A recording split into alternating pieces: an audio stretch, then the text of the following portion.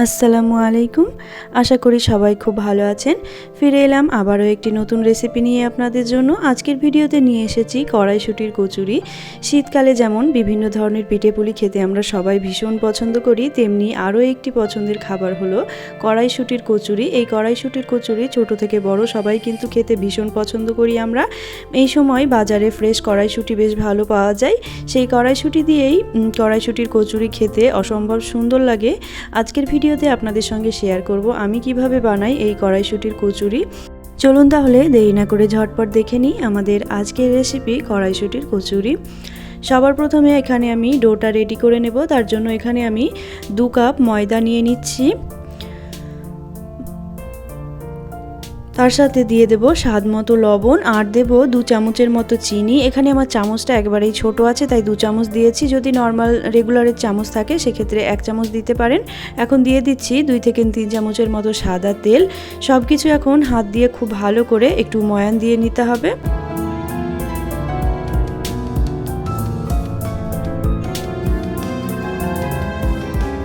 এক সময় দেখবেন এভাবে করে হাতের মুঠোয় চাপ দিলে মুঠো হয়ে আসছে, তখন বুঝতে হবে এটা রেডি হয়ে গেছে। এখন অল্প অল্প করে জল দিয়ে ডোটা রেডি করে নেব। এখানে আমি উষ্ণ গরম জল ব্যবহার করেছি। খেয়াল রাখবেন খুব বেশি গরম জল যেন না হয়, জলটা হাত দিয়ে সহ্য করা যায় এরকম গরম করবেন। এখন অল্প অল্প করে জল দিয়ে একটা নরম ডো তৈরি করে নেব আমি।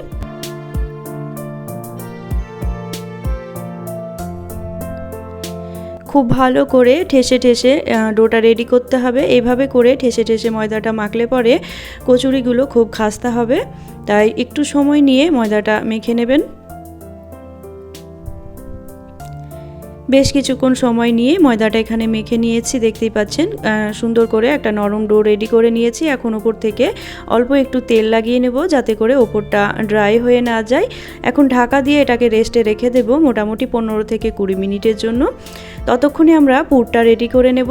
পুরটা তৈরি করার জন্য এখানে মটরশুঁটি নিয়েছি, যেহেতু মটরশুঁটির কচুরি তো মটরশুঁটি তো লাগছেই। মটরশুঁটিটা এখানে আমি ছাড়িয়ে নিয়েছি আগে থেকেই। এখন একটা ব্লেন্ডার জার নিয়ে নিচ্ছি, তার মধ্যে দিয়ে দেব ছাড়িয়ে রাখা মটরশুঁটিগুলো। তার সাথে দেব কয়েক টুকরো আদা, ঝালের জন্য দিয়ে দেব 4টে কাঁচা লঙ্কা। ঝালটা আপনারা নিজেদের ইচ্ছে মতন দিতে পারেন, বাড়িয়ে কমিয়ে নিতে পারেন। লঙ্কাগুলো এখানে হাতের সাহায্যে একটু ফাটিয়ে নিচ্ছি। এখন দিয়ে দেব স্বাদ মতো লবণ, তার সাথে দেব 1 চামচের মতো ধনিয়ার গুঁড়ো আর দেব 1 চামচ ভাজা জিরের গুঁড়ো। মশলা যদি একসাথে না দিতে চান পরে দিলেও হবে, অসুবিধা নেই। এখন অল্প একটু জল দিয়ে একটা স্মুথ পেস্ট আমি রেডি করে নেব। এখানে মটরশুঁটিটা আমার বাটা হয়ে গেছে, দেখতেই পাচ্ছেন খুব সুন্দর করে মিহি পেস্ট আমি তৈরি করেছি। এখানে দানা দানা থাকলে পরে বেলার সময় অসুবিধা হবে, তাই চেষ্টা করবেন মিহি পেস্ট একটা তৈরি করার। এখন চলে যাব গ্যাসে। এখানে গ্যাসে একটি ফ্রাই প্যান বসিয়ে দিয়েছি, দিয়ে দেব 1 থেকে 2 চামচের মতো সাদা তেল। তারপর দেব 1 চামচ কালো জিরে আর দেব 1 চামচ হিং। কয়েক সেকেন্ড একটু ভেজে নেব, 10 থেকে 15 সেকেন্ডের মতো। ভাজা হয়ে গেলে বেটে রাখা কড়াইশুঁটি দিয়ে দেব এখানে। খুব ভালো করে নাড়াচাড়া করে এটা কষিয়ে নিতে হবে যতক্ষণ না অবধি বেশ শুকনো শুকনো হয়ে আসছে।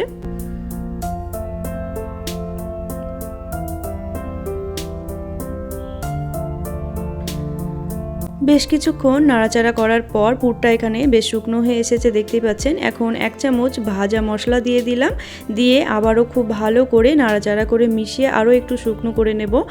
যখন দেখবেন এইভাবে সমস্ত পুরটা এক জায়গায় আঠালো হয়ে উঠে আসছে, তখন বুঝতে হবে পুরটা আমাদের এখানে রেডি হয়ে গেছে। এখন এটাকে নামিয়ে ঠান্ডা করে নিতে হবে। এদিকে ময়দাটাও আমাদের মোটামুটি 15 থেকে 20 মিনিট হয়ে গেছে। আরও একবার হাত দিয়ে একটু ঠেসে ঠেসে মেখে নেব। তারপর একটা পিঁড়ির ওপর রেখে এইভাবে হাত দিয়ে লম্বা করে নিয়ে ছোট ছোট করে লেচি কেটে নেব এখান থেকে আমি।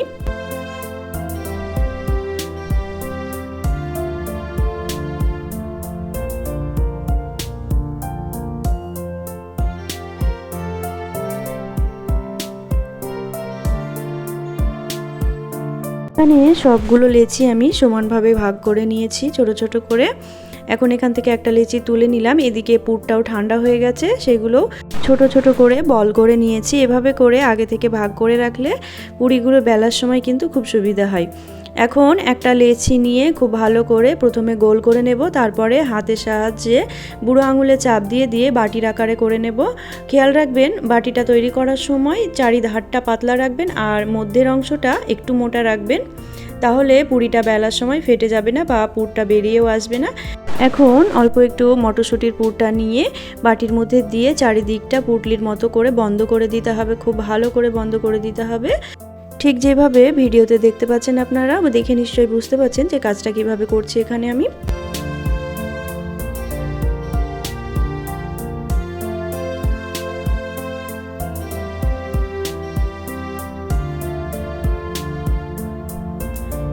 আরও একটা পুর ভরে আপনাদের দেখাচ্ছি। একইভাবে একটা লেচি নিয়ে আবারও খুব ভালো করে বুড়ো আঙুলের সাহায্যে একটা বাটির আকার তৈরি করে নিতে হবে। অবশ্যই খেয়াল রাখবেন যাতে চারিদিকটা একটু পাতলা হয় এবং মধ্যের অংশটা একটু মোটা থাকে।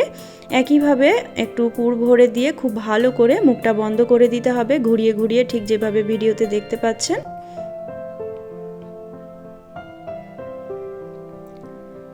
সবগুলো একই পদ্ধতিতে এখন আমি রেডি করে নেব। রেডি করা হয়ে গেলে অবশ্যই ওপর থেকে একটু করে তেল লাগিয়ে নেবেন, যাতে করে ওপরটা ড্রাই হয়ে না যায়, তাহলে বেলার সময় কিন্তু অসুবিধা হবে। এখন এখান থেকে একটা একটা করে পুর ভরা লেচি তুলে নিয়ে এগুলোকে আমি বেলে নেব। প্রথমে অল্প একটু তেল লাগিয়ে নেব, তারপরে হাতের সাহায্যে একটু চ্যাপটা করে নেব, এভাবে আঙুলে হালকা হালকাভাবে প্রেস করে একটু বড় করে নেব। তারপরে বেলুন দিয়ে হালকা হাতে চাপ দিয়ে ঘুরিয়ে ঘুরিয়ে পুরিগুলো এখানে আমি বেলে নেব। খুব বেশি জোরে চাপ দিতে যাবেন না, নাহলে কিন্তু ভেতর থেকে পুর বেরিয়ে আসবে। খুবই আলতো হাতে চাপ দিয়ে পুরিগুলোকে বেলে নিতে হবে আমাদের। দেখতেই পাচ্ছেন খুব সুন্দরভাবে একটা পুরি এখানে আমি বেলে নিয়েছি। আরও একটা বেলে দেখাচ্ছি আপনাদের। একটা লেচি নিয়ে অল্প একটু তেল লাগিয়ে প্রথমে হাত দিয়ে একটু চ্যাপটা করে নিতে হবে, আলতো হাতে চাপ দিয়ে দিয়ে একটু চ্যাপটা করে নিতে হবে। তারপরে বেলুনের সাহায্যে আলতো হাতে চাপ দিয়ে ঘুরিয়ে ঘুরিয়ে কচুরিগুলো বেলে নিতে হবে এখানে।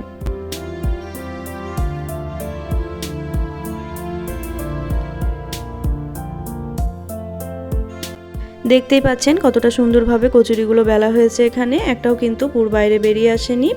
এখন কচুরিগুলো আমাদের ভেজে নিতে হবে। তার জন্য এখানে আমি গ্যাসে একটি কড়াই বসিয়ে তেল গরম করতে বসিয়েছিলাম।